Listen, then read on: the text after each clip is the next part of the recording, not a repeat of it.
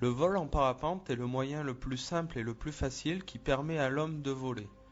Ce n'est pas seulement l'avion le plus basique, avec aucune partie mobile, mais on peut également l'emmener avec soi dans un sac à dos.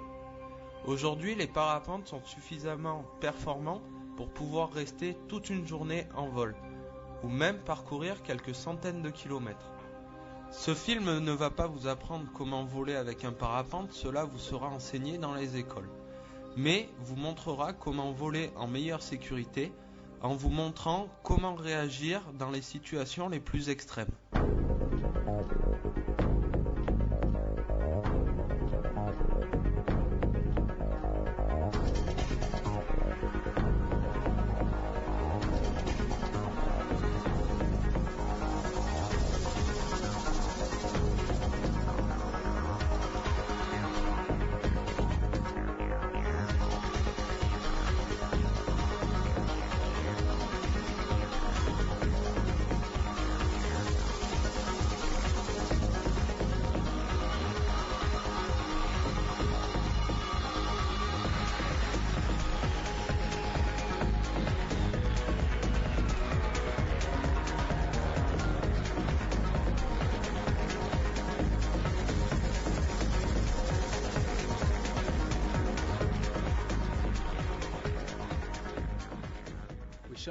Nous avons tourné le premier film Instability en 1992. De nombreux sujets qui étaient abordés sont toujours en actualité, mais les ailes sont beaucoup améliorées depuis cette période. Je pense que la technique du contre-virage sur les fermetures s'est beaucoup perfectionnée. Lors de ces fermetures, les voiles n'embarquent et ne virent plus autant. C'est pourquoi je crois que le problème actuel réside dans une surutilisation des freins par les pratiquants, plutôt que dans une sous-utilisation.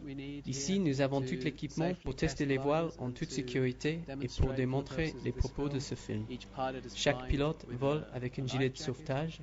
Nous avons un bateau de secours, un hélicoptère utilisé également pour le tournage aérien. Nous avons 2 cadreurs au sol, ainsi qu'une caméra fixée sur le pilote. Nous devrions avoir normalement des belles prises de vue pour vous montrer très précisément ce qui va pas. Stéphane est maintenant prêt pour les essais au-dessus du lac.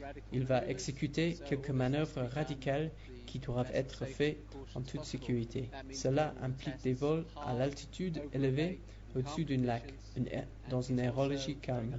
Le pilote porte un gilet de sauvetage, utilise une sellette avec 2 parachutes de secours, comme voici. Il y a un secours sur le côté droit et un autre avec un accès sur le côté gauche.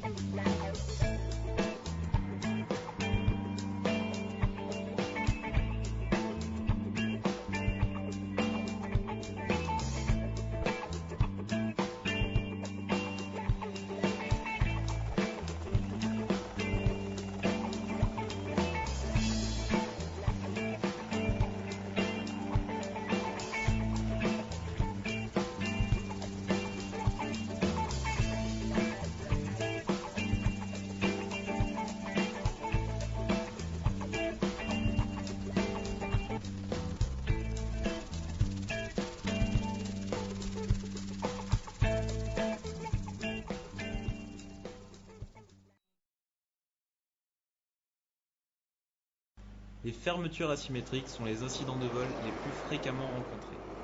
Elles sont source de nombreux accidents. Sur ces images, on voit le pilote fermer volontairement la partie droite de l'aile. Il contre alors en mettant 15 cm de frein du côté gauche, permettant ainsi à l'aile de continuer à voler droit. L'aile se réouvre alors d'elle-même. Sur cette autre image, on voit l'aile se fermer, le pilote continuer à garder le cap, puis l'aile se réouvrir progressivement. Dans la plupart des cas, aucune action n'est nécessaire pour remettre l'aile en vol. Cependant, l'abus de frein du côté voile ouverte peut entraîner une mise en rotation.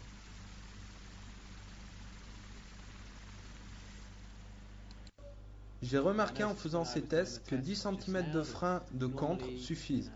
Lorsqu'un pilote tire jusqu'au niveau de sa poitrine, l'aile décrochera plus facilement que si elle n'était pas fermée.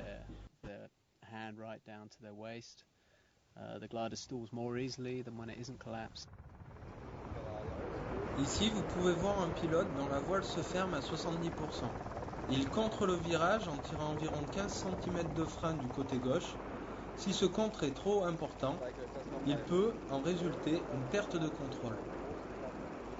Ici, vous pouvez constater que Stéphane applique une quinzaine de centimètres de frein du côté droit et la voile se regonfle d'elle-même. Il n'est absolument pas nécessaire de pomper. Ici, nous avons une fermeture asymétrique plus importante. Et vous pouvez alors voir un transfert de poids du côté opposé associé à un contre-virage avec les freins, ce qui est également une manœuvre importante à faire. Ici, le pilote ne contre pas le virage suffisamment et l'aile vire d'environ 90 degrés. Et si la fermeture ne se résorbe pas d'elle-même, qu'elle reste établie, il faut alors appliquer un peu de frein du côté fermé. Ainsi, les grands pompages que l'on avait l'habitude de faire ne sont plus d'aucune utilité. On doit permettre à l'aile de se regonfler d'elle-même. Ce qu'il y a de plus important, c'est le contrôle de sa trajectoire, plutôt que la focalisation sur la fermeture. Le pompage destiné à regonfler l'aile n'est plus nécessaire de nos jours. Les voiles se regonflent d'elles-mêmes.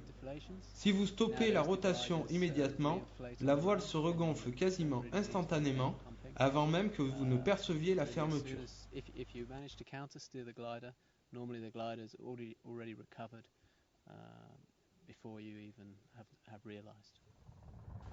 Ici, nous avons une série de fermetures asymétriques et vous devriez porter une attention toute particulière à ces images afin d'essayer de ressentir les mouvements de la voile ainsi que les réactions du pilote, dans le but de poursuivre son vol en toute sécurité. Le secret est dans l'amplitude du frein. Ne pas trop en mettre et de le combiner simultanément avec un transfert de poids. Si vous avez une fermeture plus importante, vous devez donc effectuer ce transfert de poids. Vous pouvez voir ici le pilote appuyer sur sa jambe gauche pour confirmer le transfert de poids du côté gauche et faire un contre-virage simultanément. Dans cette fermeture asymétrique, le pilote transfère tellement de poids que cela lui permet de s'éloigner efficacement du relief que l'on aperçoit à sa droite.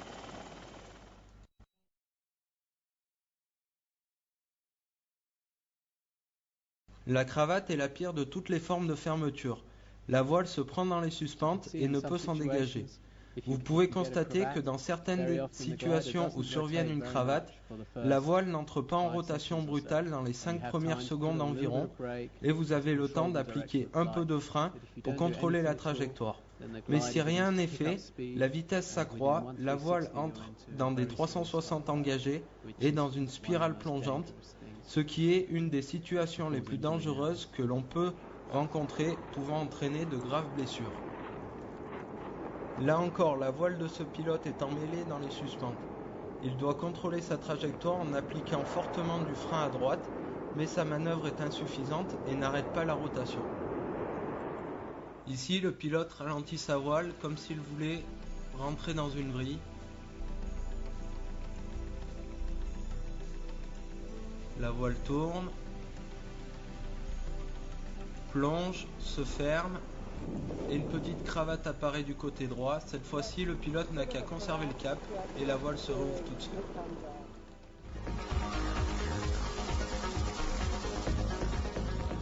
Surcontrôle et cascade. Une chose très importante est de ne pas surcontrôler sa voile. J'ai dit précédemment qu'une dizaine de centimètres de frein était amplement suffisante pour contrôler une fermeture asymétrique, mais si vous freinez plus ou freinez à un moment inopportun, le problème empire. Et dans 80 à 90% des cas, il est préférable de laisser faire la voile que d'interférer à son rétablissement. En complément de ce qui vient d'être expliqué sur cette application du frein et sur le transfert de poids lors des fermetures asymétriques, on s'aperçoit que la plupart du temps, le transfert du poids du côté de l'aile ouverte, du côté où l'aile vole, est suffisant et que l'application du frein n'est plus nécessaire. Il est très facile lors d'une fermeture de 50 à 60% en n'utilisant que la méthode de transfert de poids, de tourner du côté opposé à la fermeture, et ce même de manière assez serrée. C'est une très bonne manœuvre de sécurité, cela vous montre ce que l'on peut faire et comment on peut réagir normalement sans risquer le décrochage de l'aile restante. Ici, le pilote effectue un décrochage total, mais ne relève pas complètement ses mains pendant le rétablissement. Il résulte une abattée frontale avec un demi-twist. Vous pouvez voir ce pilote en train de se détwister pour se remettre dans le sens du vol. Là, le pilote subit une fermeture à gauche. Il surréagit sur le côté droit avec pour conséquence un début de spirale en piqué. Il va refaire la manœuvre en fermant le côté droit sur compte du côté gauche, entraînant ainsi une spirale avec décrochage avec des séries de mouvements brutaux. Dès qu'il relève ses mains, la voile se récupère et le vol reprend normalement. Julien exécute ici une série de vrilles, conséquence d'une surréaction.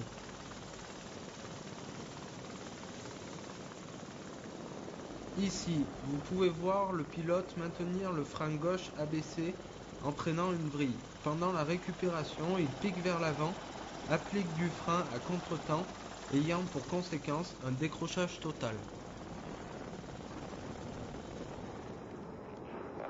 Ce pilote subit une fermeture frontale suivie d'une fermeture asymétrique qu'il contrôle. Jusque-là, il réagit correctement. Il applique alors trop de frein sur le côté gauche et le parapente rentre en vrille. Regardez, dès qu'il relève ses mains, la voile revole normalement. Sur cette vue du casque, on peut voir une perte de pression du côté gauche parce que le pilote applique trop de frein. La voile rentre alors en vrille. Dès qu'il relève les mains, la voile se remet en vol. Ici, nous avons une fermeture à droite, magnifiquement contrée, mais le pilote applique trop de frein du côté gauche, la voile part en vrille. Dès qu'il relève les mains, la voile ressort proprement toute seule. Ici, vous pouvez voir Stéphane mettre du frein à gauche pour rentrer en vrille. Il ne relève pas les mains tout en haut et la voile continue à rester en vrille.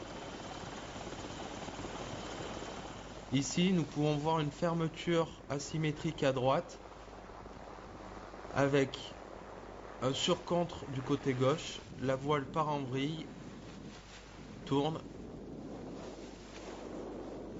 fait une abattée et se remet en vol toute seule.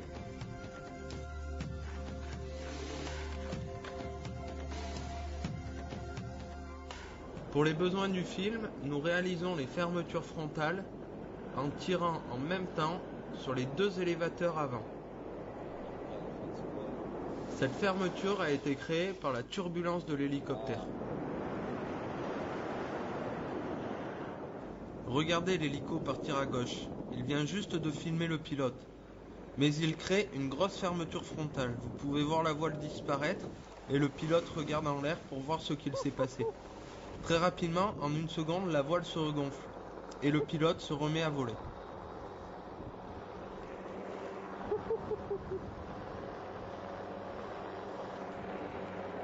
Les fermetures sont souvent imprévisibles. Trop de réactions entraînent de la panique. Donc regardez ce qu'il s'est passé, trouvez le problème et réagissez en conséquence. On a fait quelques fermetures frontales durant ces tests. On a pu s'apercevoir que ces types de fermetures réouvraient la plupart du temps toutes seules. Quelquefois, il apparaît une phase parachutale lors de la réouverture de la voile.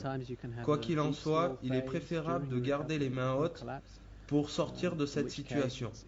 Dans le cas de Stéphane, les fermetures frontales réouvraient sans action du pilote. But generally speaking, front collapses recover on their own. Is that always the case for you, Stefan? Well, sometimes I find especially when you're using the speed bar, you're going pretty fast, you get a big frontal. Dans ce cas, la plupart du temps, lorsqu'on pousse l'accélérateur à fond, la voile peut rester fermée et se coincer dans les suspentes. Elle s'arrête donc de voler. Dans ce cas, il est possible, juste avec assez de frein, de réouvrir le centre de l'aile.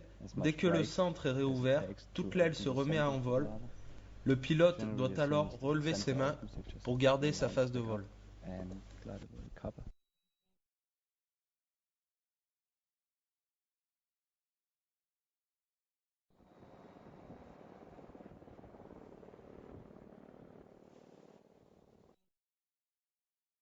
La gestion du tangage en parapente est l'un des éléments les plus importants du vol, non seulement en SIV, mais également dans la pratique courante. Qu'en penses-tu, Stéphane?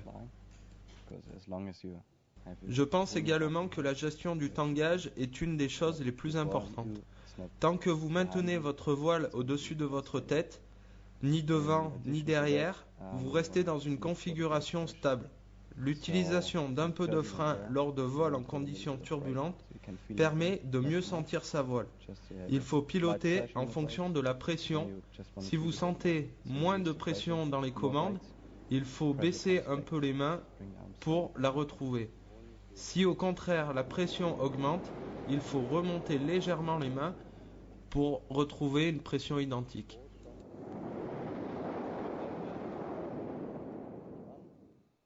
Si les mouvements de tangage s'amplifient, une fermeture est possible. Si le mouvement est symétrique, la voile fait une fermeture frontale. Si le mouvement est légèrement dissymétrique ou que vous passez dans une turbulence, la voile peut faire une fermeture asymétrique. C'est une très bonne idée de venir s'entraîner au contrôle de ces mouvements lors d'un stage SIV au-dessus de l'eau.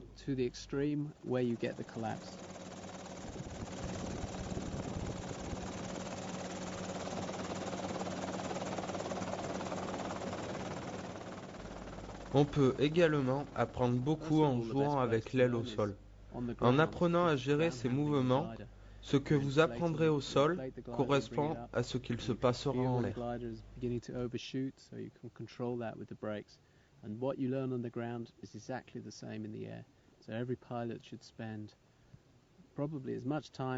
Tous les pilotes devraient passer autant de temps au sol à jouer avec leur voile qu'en l'air. C'est très facile à faire. On n'a pas besoin d'aller sur un site de parapente, on peut utiliser un champ plat. Si vous êtes en vol et que les conditions sont calmes, vous pouvez regarder les mouvements de tangage de l'aile. Pour cela, il faut se mettre dans un endroit dégagé de tout obstacle, puis on vient jouer de façon symétrique avec les freins. On freine doucement et on relâche d'un coup sec. Et vous remarquerez un mouvement d'abatté d'arrière en avant. Par la suite, vous pouvez jouer en faisant des mouvements cadencés pour retrouver une sensation de pendule.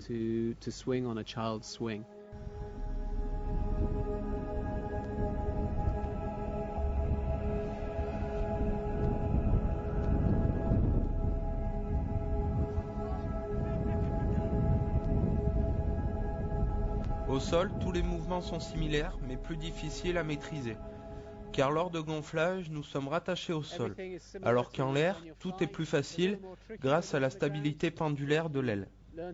Au sol, on peut gérer les mouvements de tangage. Si l'aile veut retomber, redonnez-lui de la vitesse en relevant les mains. Si l'aile a tendance à vouloir passer devant, mettez-lui du frein pour la ralentir. Si la voile ne veut pas monter, alors il faut reprendre les élévateurs A pour l'aider à remonter au-dessus de la tête. Au sol, il faut en permanence corriger les mouvements de l'aile, soit en mettant du frein, soit en se déplaçant. Pour une bonne coordination des mouvements, le pilote doit regarder en permanence sa voile. Même si en l'air, si un problème se passe sur la voile, c'est bien de jeter un coup d'œil à la voile, à l'horizon, à l'altitude, mais il ne faut pas se focaliser sur l'aile, car pour la sécurité, la position dans l'espace est primordiale.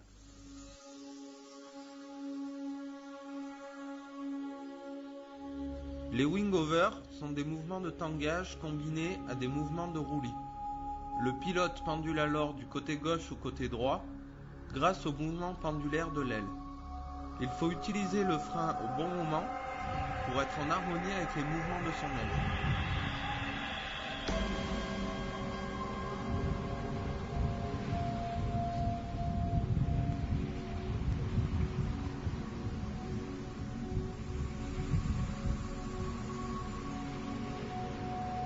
Pour faire des beaux wing-overs avec un beau mou pendulaire, il faut utiliser beaucoup de pilotage à la sellette et il est préférable d'utiliser le transfert de poids avant l'action du frein. Pour réaliser un wing-over à droite, il faut transférer le poids à droite avant de mettre du frein à droite. Et pour les enchaîner, il faut utiliser un transfert actif à la sellette de l'autre côté avant de remettre du frein à gauche.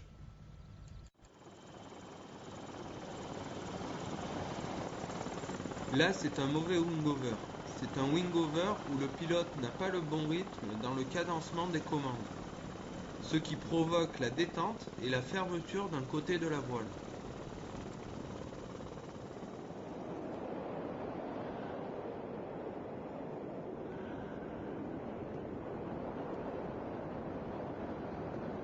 Pour éviter les fermetures dans cette manœuvre, il faut tenir sa voile du côté extérieur et charger plus la voile à l'intérieur en appliquant en même temps plus de freins.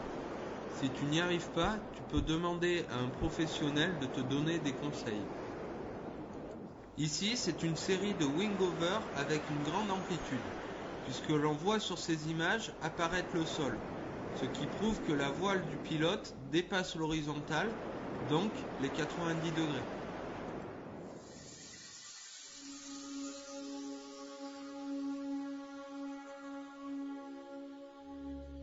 Le mouvement de ressources pour l'atterrissage. Poser en utilisant le mouvement de ressources de la voile. C'est une technique où il faut utiliser ce que l'on a appris précédemment avec le tangage. Cette technique est à utiliser sans vent ou avec un léger vent arrière. On utilise le mouvement de pendule du pilote sous la voile pour transformer sa vitesse horizontale en énergie verticale, afin de réduire son taux de chute à l'approche du sol. C'est ce que l'on appelle une ressource, qui nous permet de réduire à la fois la vitesse horizontale et verticale du pilote afin de poser le plus en douceur possible. Ici, on a pu voir le pilote ralentir sa voile en freinant légèrement, puis il relève les mains pour reprendre de la vitesse, ce qui provoque une abattée. Lorsqu'il est à la bonne hauteur, il freine progressivement pour arriver le plus doucement possible au sol. Pilotage avec les élévateurs D. Il n'est pas impossible d'avoir un jour des problèmes avec les freins jusqu'à ne plus pouvoir les utiliser. Le nœud entre la suspente de frein et la poignée peut se défaire, et donc vous ne pouvez plus vous guider avec les freins. Mais sur toutes les voiles modernes, on peut utiliser les élévateurs D. On peut tourner et même se poser, mais cette méthode est à utiliser avec prudence, car la voile peut décrocher avec moins d'amplitude.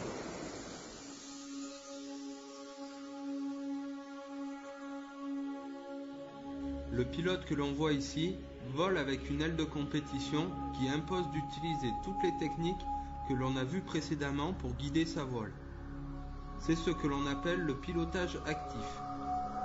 Pour piloter le mieux possible, il utilise à la fois la pression dans les freins, mais aussi les sensations que lui donne la sellette. Sur ces images, on peut voir Bruce voler à Saint-Vincent, où l'on aperçoit les mouvements de la ventrale qui montrent l'importance du pilotage qui a lieu au niveau de la sellette.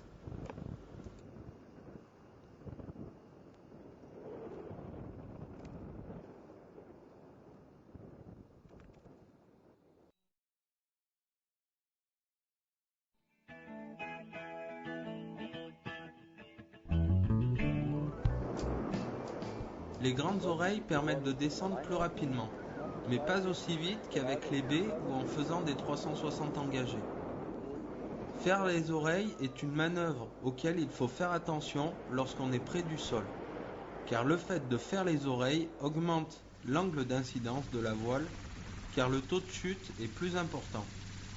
Lorsqu'on arrive près du sol, s'il y a du gradient, on peut alors passer en surincidence et la voile passera alors en parachutale.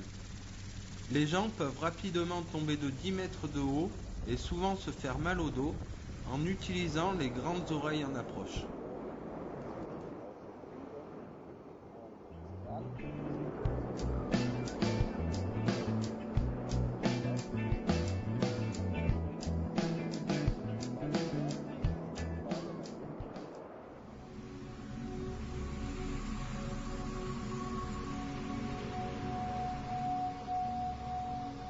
Pour faire une descente au B, il faut aller chercher le haut des élévateurs B et tirer fortement verticalement. Pour les relâcher, il suffit de lâcher progressivement en faisant attention de garder les mains en haut et donc de ne pas mettre de frein pendant que la voile sort de cette manœuvre. En vol droit, un parapente a un taux de chute de moins 1,5 m/s. Si le pilote tire doucement sur les baies, son taux de chute sera de l'ordre de moins 3 à moins 4 m/s.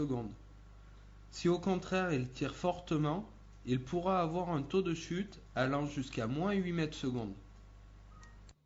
Lors de la sortie des baies, il est possible de faire une phase parachutale.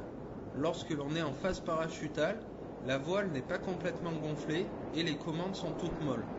Pour en sortir, il est possible de tirer légèrement sur les élévateurs A et la voile se remet en vol progressivement.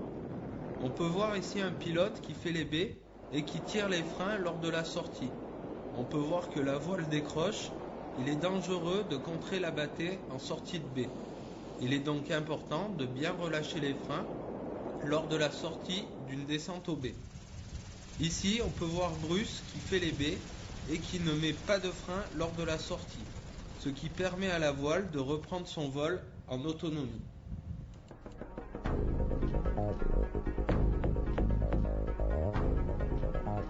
Les 360 engagés, c'est une méthode de descente rapide, utile et très efficace pour échapper à un problème météorologique, comme lorsqu'il y a un front orageux qui arrive. Pour réaliser des 360 engagés, il faut tirer progressivement la commande d'un côté en se penchant dans le même temps à la sellette.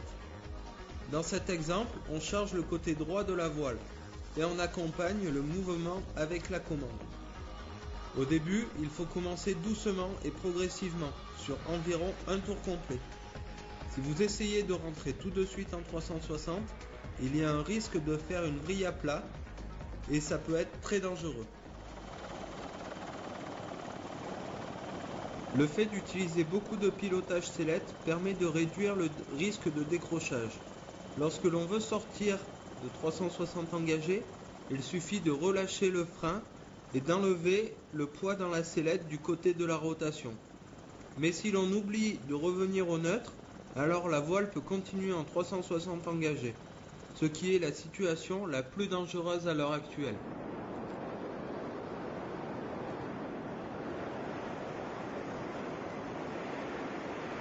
On peut constater que des pilotes mettent du frein à l'intérieur mais aussi un peu à l'extérieur, ce qui a pour but de contrôler le taux de chute de la voile. Cette méthode permet sur certaines voiles de résoudre le problème de la neutralité spirale. Si la voile ne veut pas sortir, même si vous avez relevé les mains et enlevé le poids à la sellette, il est possible de mettre un peu de frein à l'extérieur, mais il faut en remettre tout de suite après à l'intérieur pour contrôler la sortie.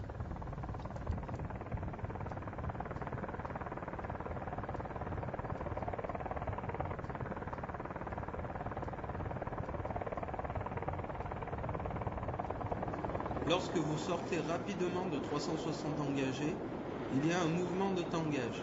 Mais si vous utilisez les freins avec délicatesse, vous arriverez à ressortir sur un tour ou plus sans mouvement d'abatté.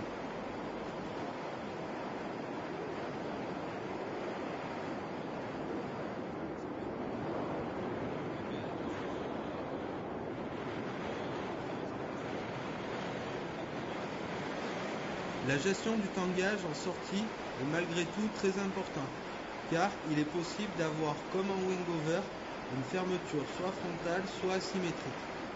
On peut voir une entrée en 360 engagés, et le pilote met du poids à droite, ainsi qu'un peu de frein du même côté. Il prend beaucoup de vitesse, lorsqu'il ressort, on peut voir un gros mouvement d'abatté.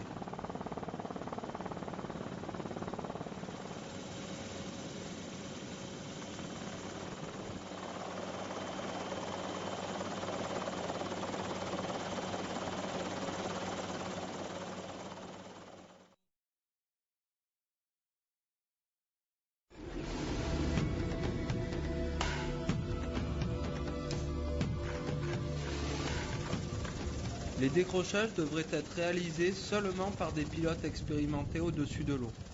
C'est une manœuvre assez violente et assez dangereuse aussi, car si vous ne le stabilisez pas, la voile va abattre si loin que le pilote risque de tomber dans sa voile. Stéphane fait un tour de frein de chaque côté et descend les deux mains de façon symétrique. Puis l'aile décroche et tombe derrière. Mais attention de ne pas relever les mains tant que la voile est derrière. Si vous le faites quand même, il y a un très grand risque de tomber dans sa voile. Lorsque l'on fait un décrochage, le plus dur est de garder les deux mains complètement en bas et d'attendre qu'il n'y ait plus d'inertie et que l'ensemble pilote-voile n'ait plus de vitesse horizontale. Pour ressortir, il suffit de relever les mains de façon symétrique en une seule fois.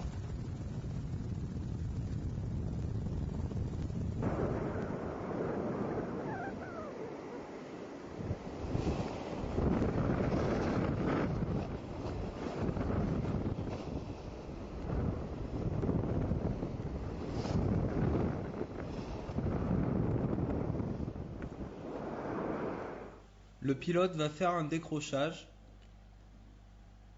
Il baisse les mains, mais les relève exactement au mauvais moment. Il tombe juste à côté de la voile. Une réouverture violente ouvre le parachute de secours. Le pilote n'a rien. Il est en stage sieve au-dessus de l'eau. Il n'a plus qu'à ramener la voile et tomber dans l'eau.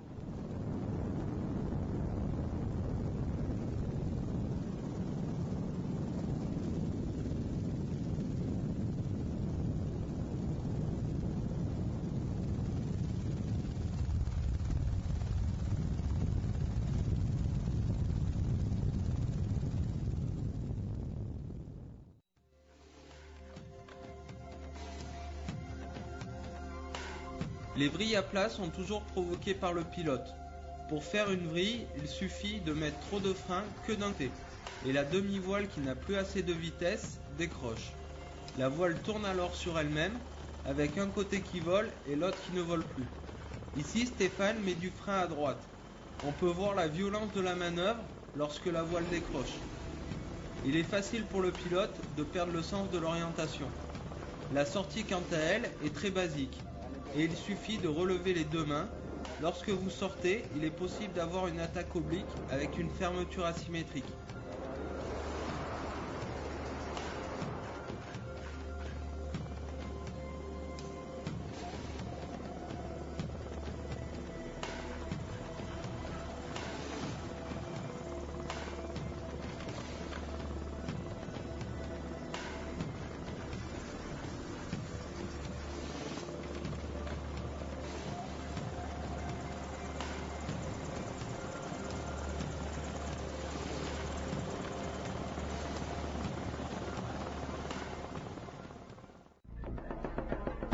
Ce pilote jette son parachute de secours après avoir eu une grosse cravate qui l'entraîne dans une grande spirale.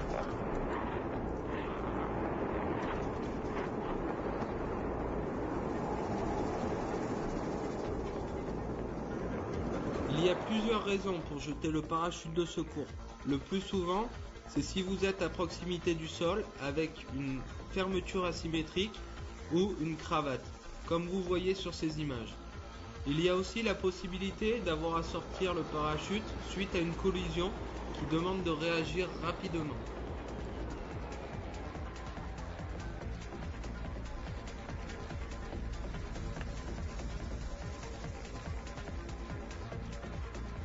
Ce pilote tire sur son parapente pour empêcher qu'il ne s'en mêle avec son parachute de secours.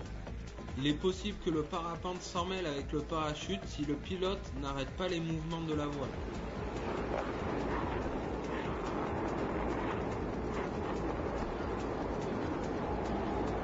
Ici, ce pilote tire sur la ligne des baies.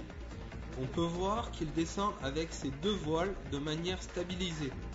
Le fait de tirer la ligne des baies permet de stabiliser la descente et d'utiliser la traînée des deux ailes.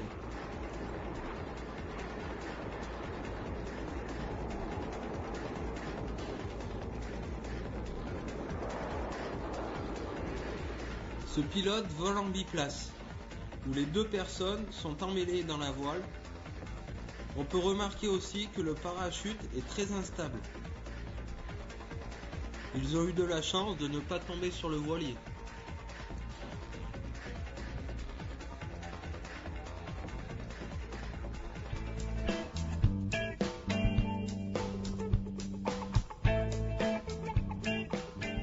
J'espère que vous avez aimé ce film et que cela vous a donné envie de voler et de progresser. On a essayé de montrer les choses à faire et à éviter afin de devenir un bon pilote. Toute l'équipe d'Airwave vous souhaite de bons vols et beaucoup de plaisir sous nos voiles.